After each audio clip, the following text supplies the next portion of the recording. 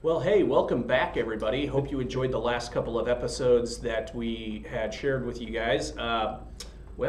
Hey, we're moving right along now. We're what? We've gone into now 1940, almost what up to spring all of the 40? way all the way through 40. Oh, that's Battle right. of Britain. Yeah, that's right. The Battle of Britain still rages until May, but it's already petered off through the winter, Right. just because it made it hard to fight anyway. Well, sure. But Hitler's attention has turned eastward. Yes, and as you'll see on our map behind us, you notice it is quite a problem for Hitler. You know, again, he's really kind of thrown right through France. He's taking somewhat charge into Britain, not really what he wanted. No, and the Operation Sea Lion concept just never really got off the ground. No. That the British fleet is too big. Yes, well, of course. The Royal Navy is way too strong for him to ever imagine floating a bunch of barges across the channel. First of all, you'd have to wait for really good weather. Right. Which doesn't happen on the channel a whole lot. Not very often. Very choppy seas. Well, when we went over, it was nice weather. Not really any clouds in the sky. Wind was just kind of there, and it still had some chop in the middle. I mean, I'm sure. And I'm on a gigantic barge, basically. Yeah. Well, not a barge. A ferry. There you but go. it was 6 or 8 decks above water. Sure. A barge, we're looking at 8 or 9 feet of clearance on the sides. That's not going to be enough. No. So I think realism finally takes hold, and they realize they're not going to beat them through the air. No. Churchill's never going to quit. Well, he's not one to really back down from a fight. No, and Hitler knows. I mean, he has an intelligence service. Yeah. He knows that Winston Churchill has hated his guts since he knew of him. Really, comes right down to it. Sure. And so there's not really going to be any chance for peace. So we're going to just build U-boats. We're going to try to strangle them out, or at least keep them off the continent. So we'll start building Festung Europa, Fortress Europe, to keep them out, and we'll try to sink all the ships that go to England, and then we're going to turn east and defeat our true enemies, the subhuman Slavs and their commie masters. Oh my goodness. Which again is, that's a feat for anybody. Ask Napoleon. Really, any European who wanted to try and conquer Russia, they understood this was a massive feat. It's so much space. Well, I mean, think about it. Even if you look at just the western part of Russia, which is really all that matters at this point. And at this time, nobody really cares about Siberia. Nobody really cares about the the Asian portion of pretty much the continent, if you will. I mean, the Japanese tried to take a nibble off a chunk. Yeah, and they got their hats handed to them because, the Japanese don't build good tanks. Period. There's no other way to put it. They just don't build good tanks. They're small, pretty ineffective. Of course, then again, they're an island nation where they have to ship everything, so they don't think big. No. The Russians, however, have no problem with big. Well, and heavily armored. Think about it as Russia being Texas. Everything's bigger. Everything's bigger in Russia. That's right. And so when they get beat, and shortly, right in this time frame, early 1941, Japan and Russia signed a non-aggression, 5-year non-aggression pact. So we'll see how that goes. We'll see how that goes because Hitler has other plans. Yeah. Something. Now, again, as Hitler is trying to move his way into the east, he also has to deal with this stupid crap that's going on to the south. Right. He got all this stuff hanging on his right arm. If that right hook he wants to put into the Ukraine/Southern Soviet Union, he's got these allies. Hungary's been an ally fairly quickly. Admiral Horthy was a firm fascist. Romania has switched, has moved as time moved on, especially after Poland fell. Right. The Soviet Union did a little land grab and took Moldova, Moldavia, whatever you want to call it, a little chunk along the northern Romanian border. Basically, they threatened war if they didn't get it, and Romania has got no real allies at that point. So they say, okay, you can have it. But it causes a serious shift to the right in their politics. Of course. I don't really like left-right politics because it makes no sense because Nazis and communists both come from the left side of the political spectrum, although they are massive enemies. They have a lot of things they share in common, especially economically. Right. Socially and diplomatically, they're not similar at all. No. Even though they do end up becoming dictators, well, rights, but again, right. it's how they do it. It's how the social norms right. of their society go. Which is where the cool Pornell axis, where you got a chart that has 4 quadrants, right, shows that they're a lot closer together than you would think, and it shows how far they are from, say, a Winston Churchill. Of course. Who, despite the fact that he's a dedicated imperialist, is also a dedicated liberal Democrat of the West. Right. But anyway, Romania takes a big shift, ends up becoming an ally of Hitler. And then finally here in early 1941, Bulgaria signs in. Yugoslavia's already signed on. Albania, of course, is owned by Italy. Yes. Conquered in 1939. Right. And so what we find now is this alliance. What did you call it again? Pact of Steel. The Pact of Steel. Good, solid name. Yeah, right? Is there a lot of iron and steel manufacturing going on there? Or Probably. Is that just the way? I mean, it's mountains, probably a lot of iron ore somewhere. Okay. I think it's kind of ironic that the Pact of Steel was designed to fight Stalin, who literally made his name from Man of Steel. Right, right. Very Superman-esque. But again, the problems already begin then, right? I mean, as we go into roughly 1941, you see some of those turbulations of the Italians. Well, the Italians, yeah, they've been at war with Greece since sometime in 40. Nobody pays attention. Sorry, I'm a history nerd, but just nobody really pays attention to what the Italians are doing most days. But they literally start fighting Greece. And after 49 assaults, they have lost 12 miles. So the war's not going well for Italy. And we talked about that last time with the fact that Italy's army, the soldiers are fine. The equipment's fine. The leadership is bunk. Well, again, when you again see that your fascist dictator of Mussolini is brainwashing a lot of your upper echelon of your military, well, nobody wants to fight against him. Nobody wants to do anything that's going to be a harm to him. So, why fight? Well, and even if you don't consider it brainwashing, which in a sense it kind of is, because there's only one party, one slogan, blah blah blah. But the focus of leadership, who are they fighting before this? Ethiopians. Literally men with spears. Mm-hmm. Who they bomb, they gas, they run over with tanks to conquer Ethiopia. In Abyssinia, same thing. They're not fighting any real, I mean, they're a 20th century power fighting 15th century warriors. So it's not a challenge.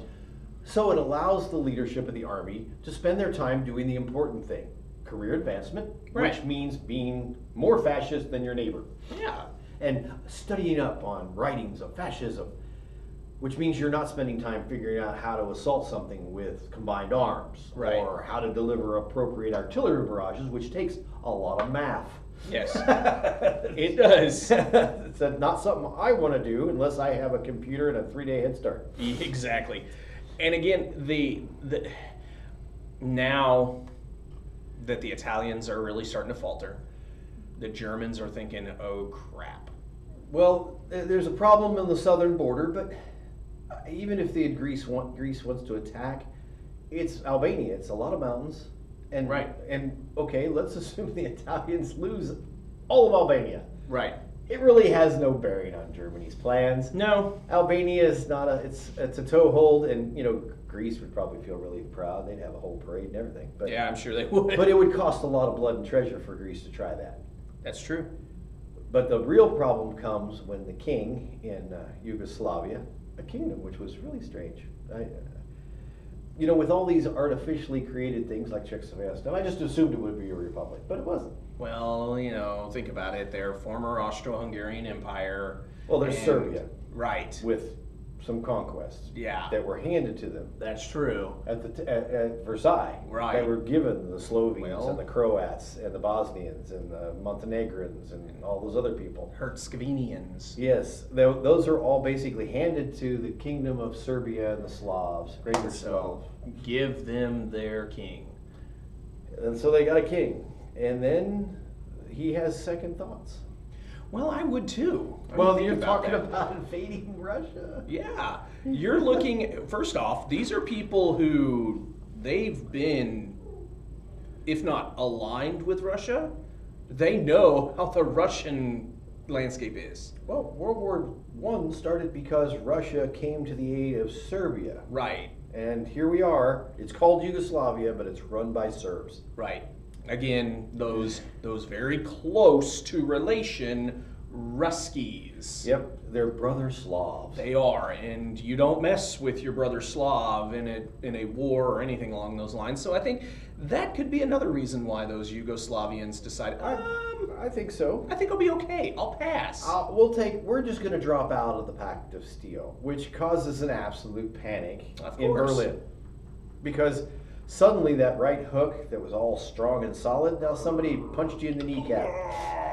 Right. You can still punch, but Bulgaria, Romania, Hungary, they've all had fights. Well, definitely the whole first half of the 20th century. Even when they were part of Austria-Hungary, there was issues with Serbia / Yugoslavia. Yeah. And so if Yugoslavia is neutral, or worse yet, an enemy, Bulgaria and Romania and Hungary are not going to send as many troops into the battle. They're going to have to leave people govern their border. They have to protect. Yes, they got to protect themselves. And I mean, again, because who's going to, if they even align themselves with the British, which again, the British are right down here, not too far from Crete. They're in Cyprus, they're in Egypt, they're in Palestine. You know, they're not far from Greece and Yugoslavia and Bulgaria. They can easily send those troops to reinforce the Yugoslavian borders. Well, then that, makes it even more of a problem for Hungary and Bulgaria, Romania, and now Hitler is thinking, wonderful, now I have to deal with this other issue. So the plans change. Yeah, well. And the Axis war machine in April turns around and says, okay, we're going to invade Yugoslavia. Yeah. Which it does. And it's not quite as bad as invading Luxembourg. Because, Luxembourg, they drove through, they had to stop and go back and make sure they conquered it. Because they went through it so fast. Well, it is a very small nation. Is. Literally a postage stamp kind of country. Right. Yugoslavia is much better, but the army just literally fell apart at the touch of the Wehrmacht. Well, again, you're not well prepared. You're used to fighting Romanians and Bulgarians. Right. Who, despite maybe moving up into 1920s technology, haven't really moved past that. And you got to think about it. You're looking at it almost as if it's a tribal unit in a way. You've got you've got your Slovenians, your Slovakians. You've got these ethnic groups who don't get along. Right before World War I. That's the real reason why they get involved. And then, of course, in post-World War I, the interwar period, things aren't working so well for them economically. Things aren't looking well for them socially. So why would you want to fight? Right. So you've got a limited army, and it's obsolete. Of course. Looking at what Hitler just did in France, everybody's army's obsolete. Yeah. Because they're not ready to fight the Wehrmacht on any sort of even ground. Well, again, you're starting to shake in your boots because you realize you're next. So you're the one who's going to fall to this massive military force. Oh yeah, and so but Yugoslavia falls, and the Germans, because their brakes don't work, they came out of Yugoslavia and went right through Greece. Oh, there you go. Which of course just highlights, in so many ways, the disparity between these two allies, Germany and Italy. Oh my gosh, yes. It takes Germany like 3 weeks to conquer Greece. Greece is not an easy country to walk through. It's up and down mountains, and they just plow right through it. You're literally from one village to the next on topographic maps. You may be 2 miles from But yeah, it's 6 miles. But yeah, you know, you got to go down a valley and across this Rhine, and then boom. And so it's not. Again, in an Italian force, you're thinking, "Oh my God, these Germans are wonderful! Yay, them!" Where Hitler's like, "God, why do I have to do this?" Well, yes, but I mean, again, on rating scales of 1 to 100, the Germans are up here around the 90s, and the Italians are bumbling around the 40s. You're right. They just really don't have the capability of keeping up, which, of course, foreshadowing, this is going to be important when there's such a wide gap between allies and the main combatants. Sure thing. But as Hitler runs through Greece, he wants Crete. Of course. If he can get airports on Crete, it means he can start bombing ships headed for Egypt. Headed to Cyprus. He can even get to bomb the ships that are coming out of the Suez Canal. Which, again, that would be a huge feat for Hitler and for his conquest of Europe. Yes. Because, again, the Suez Canal being that very pivotal point, we talked about that last week, and the idea that, again, you control the Suez Canal, you control pretty much everything, in a way. Because, again, you can control the Mediterranean, you can control the Persian Gulf, you can control really anything in the world, in a way. Well, and you've really hampered British power. Yes. Because now ships take 2 or 3 weeks longer to get places. Which then means that's less resupply. Right, because you only have a finite number of ships. And if one of them's 2-3/4 of the way home, it's still not home. Right. So you can't ship more because you just don't have the ships and the distance. And of course it makes them more vulnerable. Right. Because there's longer and longer stretches of ocean that the Germans can get a neutral port that they can sneak into and get resupplied. Oh, they're going to take it every time. They'll take every chance they can get. Of course. Or they send their subtenders, who are, German flagged sometimes, surface vessels that just kind of resupply the submarines. There you go. Well, they can go into Lisbon or down into Africa and get resupplied with food and fuel, and then head back out to sea and meet up with some submarines. Because, of course, Portugal is a neutral nation. They're willing to sell food to anybody. Hell, you're not buying munitions. No, and again, it's not like we're out of the Depression yet. There's still nations that are running through the Depression. Struggling to get through the Depression. And so what better way to increase your economic success than by, selling food to anybody who's got money? Well, and right now, betting on Hitler seems like a pretty good bet. Yeah. He conquered France, a great power. Right. No other way to put it. He has conquered a great power in a matter of weeks. Well, put it this way. He didn't conquer England because there was water in the way. Right. Take a look. The map is blank here color-wise, but if you really want to put a color to it, it's looking really red. Oh, yeah. It's looking really red in majority of this continent. Well, then you add his allies, it's red. Yeah. I mean, other than Spain and Portugal and of course, Portugal, they're not going to go into it anyway because, why would they? They don't have a dog in the fight. Yeah, they don't really have anything. And Spain's got enough crap on their hands; they don't care. Right, they're still trying to rebuild the cities. Right, I mean, they're not in any shape to fight anybody, and they certainly don't want to get into a tussle with Great Britain. Oh no, over Gibraltar or anything like that. Nothing like that. They conveniently turn a blind eye. But within less than 6 weeks, he has conquered the Balkans. Oh my gosh, yes. Which again, it may not seem like much, but there are a lot of ports there. Well, yeah, which means you can put some submarines. But the big thing is England no longer has even they did put some troops into Greece, but that didn't last long. It didn't work so well. They tried to defend Crete. Crete was the next big thing in airborne operations. An entire divisions of Fallschirmjäger land on there, and they managed to conquer Crete. Right. At a big cost. It kills a lot of these guys, and of course, a lot of that is because they have no hospital services until they get on a boat and go back. Well, you're on an island, right? And it's not your island. No, you're trying to conquer it. So their casualty rates are extremely high, and this will be the last time you see Hitler use airborne units in any massive scale. He is horrified by the amount of death that these paratroopers take. Well, sure. I think it's almost like a third of the division is dead, and another third is wounded in some fashion or another. That's a lot of elite. I mean, we're not talking just regular ground pounders. We're talking about people who've been in training for 6 months to a year as opposed to 8 or 10 weeks. Right. And so it's very important to him. And he's, of course, for him, it's a flashback. Oh, yes, to the Western Front. Of course. He's very familiar. The idea that he would send men into a meat grinder like that, he basically turns the airborne off. Well, and again, when you're gravel agitator that Hitler was in World War I, you know, you're not going to want anything else to happen like that. So, so again, by what, mid-41? Mid-May of 1941, Hitler has cleared his flanks. Yes. He's not really concerned about Britain. He's figured the U-boats and just general keeping them impotent. Sure. That's fine. It's not really a two-front war. No. And you know, everyone talks about, you know, starting a two-front war is a bad idea. But at this point, it's like a half a front. Right.